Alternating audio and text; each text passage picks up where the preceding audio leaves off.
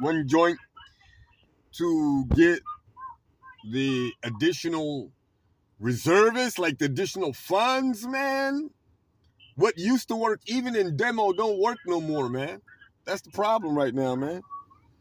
That's what we're facing. I'm letting you know right now, man. BllB&Boysyi is not fooling around. They already did a number on BllB&Boysyi yesterday, man. We lost 145 yesterday, man. Seriously, man. Yeah, man. Yeah. BllB&Boysyi ain't, you know. And then I hear over there in what happened over there in the Middle East this weekend. So Lebanon is getting involved, and that is a very serious problem. Lebanon and Iran. Huh? Iran is going to get involved eventually. That's the problem. That's a big problem. What I'm going to go ahead and I'm going to say it, and I'm going to say it out loud. Just like I said, not to go in Afghanistan. Don't go in those people's camps. Go ahead and clear out your cities. Negotiate properly, like, you know, you're equals, because you're not better than anybody. You need to stop thinking that you are chosen and that means you're better than anybody. Stop spitting on Christians. Stop getting Christians to call Jesus that name. He never called himself that name. Stop that. Also, stop telling people that it's okay to hate peace. That's what Islam means. And stop telling people they don't need to submit to Allah. That's what a Muslim is, because that's exactly Iblis' ideology. And the Zionism is not going to give you equality, because you see what's going on in America, and everybody is walking around here trying to make ends meet. It's unacceptable. If you understand what I'm saying, people are very in need. You have homelessness going on right here in America. You have the educational problem going on, environmental issues you have going on in America. And you're over here, instead of fighting poverty, you're over there, I don't know, doing what else? I mean, how long did it take for you to send, you know, the Abrams over there? What in the world?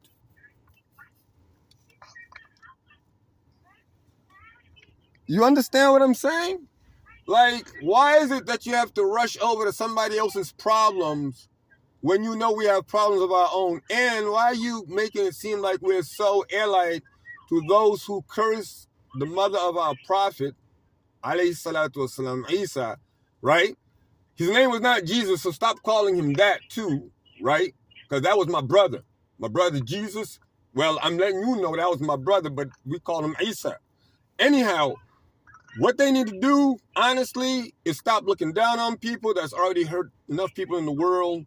The greed, the animosity that they have towards others. Stop occupying people's stuff, just taking people's stuff. Europeans or whoever came over here to America and they took Native American lands, and then they killed a lot of Native Americans, and they did all of that. They're hiding all of that. They don't want to talk about all that. And then they went to Africa and they brought our ancestors over here. And they didn't pay them nothing. I mean, it's like they brought them over here in the worst humane situations. They overworked the males after stripping them of everything and making sure that they forgot their languages, they forgot their culture, they forgot their religion, making sure that they abided to what it is that they wanted them to abide by, and they raped their women. Don't forget that part, because they owe us for child support. I mean, my grandparents, their parents were like, you know what I mean? They were like, you know, I mean, I'm just saying, we actually had a lot of incidents where people had been conceived through rape. Because I even saw in that movie, what's it called again? Django or whatever? No, not that one. Nat Turner, The Birth of a Nation. That's the problem right there. Those movies, y'all, I'm telling you, The Birth of a Nation. Nat Turner was saying, like, the Bible says this, the Bible says that, so y'all be good slaves. That's what the slave owners had him do initially, right? So he was doing that, and everybody was getting in line. But then one day, one of his roommates or whatever, his wife, got called in by the master because he had a guest that he wanted to please and satisfy. So Nat Turner was like, "Hey, don't you know that God says such and such in the Bible, and she's married?" And he was like, "I don't give a, you know, what a damn. Like, I don't care. Like, I don't Bring her here right now. What the heck are you talking about? So that's when Nat Turner said, I'm going to go Nat Turner on y'all. He went from this place to that place to that place. He coordinated, and it rose up on those people, and he only lasted for 24 to 48 hours, which was pretty silly. Really, honestly, and all respectfully, like, that's the type of thing they owe us for, like, you know, because you rob the man of everything, that's one thing, but then you rape the woman, and then you sell the children off without giving them rights. That's child abuse. So you owe for reparation on that because we suffer from that. I mean, nowadays, we can easily consider everyone who knows their history and the African Americans to be suffering from a psychosis of some nature whatsoever. Like, when you start to realize honestly and know that we actually are descendants of slave owners. Like, yeah, you know, we actually have slave owner in our blood, and wait a second, but their legitimate children are the ones who are actually running the joint. Hey, man, that's wrong, man. Especially since you didn't take care of our great ancestors, you know? You didn't really, you know, you didn't take care of them. Like, you didn't look after our parents. Anyway, between us, we got 3 problems, and I'm going to tell you right now what it is. The biggest problem that we have is the fact that we were not raised in America. That's the first problem that we have. We're able to see and experience things that we understood to be important later on in life, because here we are later on in life. That's number one.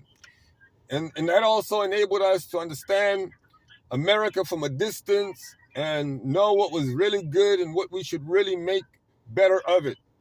So those two came in the same. The second problem that I have is that they got us following the international news since we were teenagers. Remember when Thomas Sankara was cool, but Burkina Faso? Actually, you were a teenager. I was younger than that. That was the first military governmental experience that we had. But guess what else we had? We also had apartheid in South Africa. We were there for that. Don't forget that too. So we were experiencing that, and that is absolutely unacceptable. All right? Now, I don't know about anybody else, but for me, I was dead center when I was at the border when they couped in 1994. Boy, oh boy, oh boy, oh boy. I was between the 2 borders. I'm telling you, that military jeep drove up, closed down, and they got out, and they were like, everybody, practically, the border is closed, right? So everybody who comes, the police just wave you on. You don't have to worry about visa or nothing, but get the heck away from the border. So that was like an experience for me. But anyway, I didn't put 2 and 2 together, because when I got to where the ferry was to be taken from Bata to Banjul, I was like, whoa, there are a lot of people here. I wonder what's going on. But nobody could say what was going on. The phones were cut. The radios were cut. And really, the ferry hadn't been running for a while, but still nobody knew what was going on. That was another experience. But now listen to this. When we did finally hear from the radio as to the coup that had taken place, and we crossed over to Banjul and everything like that, there's no transportation out of Banjul. So people have to opt and try to walk out of Banjul to all of their respective countries. So everybody tries to rush to the beachhead, because once you get to the beachhead and you just keep following the beachhead, you can practically go anywhere around the country. If you know your way around, yeah, you just, you know your landscape, navigation. So the problem was the curfew was set for 7 p.m. We got off that ferry at 6 p.m. We only had an hour to get out of Banjul. By the time we got to the door of Banjul, there was already military saying, go back. They fired up in the air. People tried to come through as if, hey, listen, we're civilians. We're not even soldiers. We're unarmed. Just let us walk through. Guess what? Soldier just headbutt the dude with the headbutt him. When he headbutt him, everybody else complied. Not a single person. And then the problem was, when we walked back into the city, like, of Banjul, they had been patrolling the city, like, on foot. So it was like 2 and 2. So it's like, you know, one thing led to another, and you just see a crowd, like a stampede start running one way, a stampede start running another way. I was among a stampede that just ran, and I just hopped into a stranger's house, like, shoot, I'm here. So at one point, they didn't really say anything. They were just looking at me like I was just part of the family. But when it got kind of dark and it's time to, you know, go home, if you don't live in the city, like, what are you going to do? Like, who are you? So I was like, man, I was part of Stampede, just ran in here. You know, I'm traveling. Don't you see my bags and like that? So they said, let's see your identification. I showed them. They said, oh, you an American. So we're going to house you tonight. But first thing in the morning, you're going to have to be on your way home. You can come back after that. But we know soldiers are going to be coming back here because we were here for the 1980-something Kuke Sambasanya. Yeah, we were here for that. And we remember how they do. So you need to go home, first opportunity. That was another awakening. But what it took me when I got home and I asked for Rashid, rahimahullah, guess what I was told? Because I need to backtrack. Like when I was waiting for the ferry, I saw a long American naval ship departing from the capital at one point. Remember us talking about that. And when I got home, I was like, where's Rashid? They were like, he's on that ship. I was like, oh, shoot. So they just evacuated all the military personnel, basically. Say that. So they evacuated all of the embassy personnel onto the boat. That's not actually, well, no. Actually, what happened was American exercises happened to be going on in the area. It just so happened that it was going on in the area, and the ambassador happened to be at the State House. He happened to be visiting the president.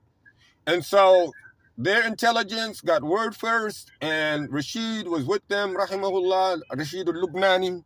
So, well, that's what he said. He said, call me Rashid al-Lubnani. So I just want to make that sense. So anyway, he actually goes ahead and he pulls the president out. And we did get the narrative also from the presidential guard, personal presidential guard, the state. So he also confirmed that Ambassador Winter pulled him out. Andrew Winter, I think his name was, pulled out the president, and they accompanied him to the naval ship. And then that's how they sailed off. And when negotiations took place between